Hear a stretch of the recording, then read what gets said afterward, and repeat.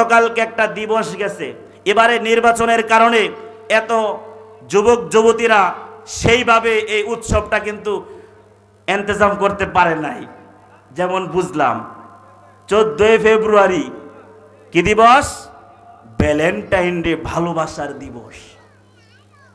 কেউ বলে বেহায়াপনা দিবস, কেউ বলে কন্ডম দিবস, কেউ বলে প্রেগন্যান্ট দিবস।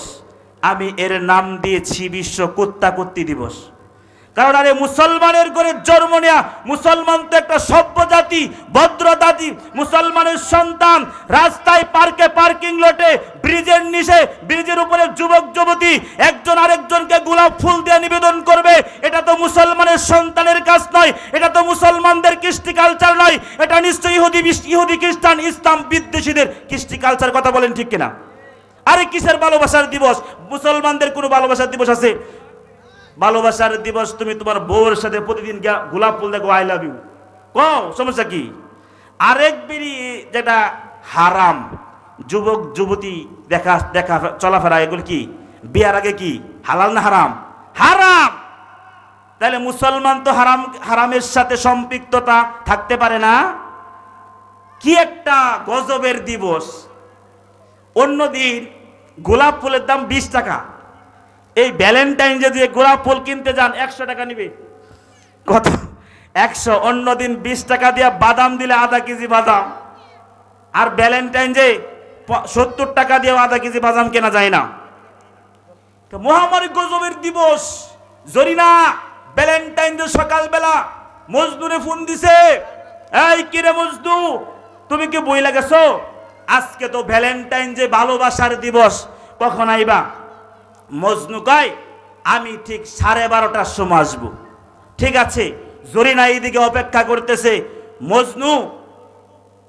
মজনু তো পকেটে টাকা নাই, সে চিন্তায় পড়ে গেছে, হায় হায়, এমন একটা ভ্যালেন্টাইনের দিবস, আমার জরিনার সাথে আমি সাক্ষাৎ করতে যাব, দেখা করতে যাব, অন্তত 5,000 টাকা দরকার। তো দেখা করতে গেলে ওই গল্পকুটি, শিল্পকুটি, বিভিন্ন পার্কিং, ব্রিজের নিচে ঘুরতে নিয়ে গেলেও তো 4 থেকে 5,000 টাকার লগে থাকা দরকার। কথা বলেন ঠিক কিনা? তো এখন তো মজনুর কাছে টাকা নাই, চিন্তায় পড়ে গেছে। বাবার পকেটে হাত দেয়া দেখে টিস্যু, টাকা নাই। তো অবশেষে কি করবে? রাস্তার মধ্যে 7 আপ আর স্পিডের বোতল টোকায় দেখে ওই প্রেমিকার বাদাম কেনার টাকাও হয় নাই। মহামারী। এইদিকে জরিনা ফোন দিয়েছে, তুমি কই? 12:30 বাজে, 3টা বাজে গেছে, এখনো তোমার খবর নাই। তুমি সত্যি করে বলো, তুমি আসবা কি আসবা না? মজনু কইতেছে, আচ্ছা আমি একটু অপেক্ষা করো, আমি আসতেছি আসতেছি আসতেছি বলতে আসরক্ত হয়ে গেল। আসরক্ত হয়ে যখন সন্ধ্যা হয়ে গেল, জরিনা এইদিকে অপেক্ষায়। সন্ধ্যা যখন হয়ে গেল, জরিনা ডাইরেক্ট ফোন দেয়া কয়, হারামির হাল জানি কোথাকার, তোর জন্য এত অপেক্ষা করা লাগে রে। আমার জন্য কত টাকাওয়ালা ছেলে স্মার্ট সুদর্শন এক পায়ে দাঁড়া, তোর লাগে এত অপেক্ষা করা লাগে রে। এই আজকের পর থেকে যদি তুই ফোন দিবি, তোর কপালে ঠাডা দিমু, সাবধান। ব্যাকআপ ভালোবাসা, ইন্নালিল্লাহ। একটা দিন অপেক্ষা করে তোমার জরিনা তোমার ব্যাকআপ করে বিদায় হয়। ওরে যুবক, তুমি 20টা বছর আল্লাহ তাআলার নাফরমানি করেছো, 40 বছর তুমি নাফরমানি করেছো, 30টা বছর ধরে মসজিদের মুয়াজ্জিন মসজিদের মিনার থেকে আজান দেয়া ডাকে রে। যুবক, মসজিদের মিনারে মুয়াজ্জিন ডাকে, হাইয়া আলাস সালাহ,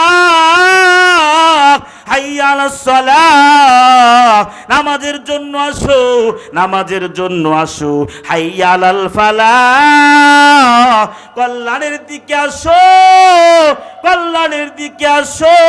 ওরে যুবক, তুমি আল্লাহর ডাকে 20 বছর ধরে তুমি মসজিদের বারান্দাও যাও নাই, কিন্তু আমার আল্লাহ পাক রব্বুল আলামিন ব্যাকআপ করে তো সূর্যের আলোটা বন্ধ করে দিল না, পানিটাও বন্ধ করে দিল না, তোমার খাবারটাও বন্ধ করে দিল না রে যুবক।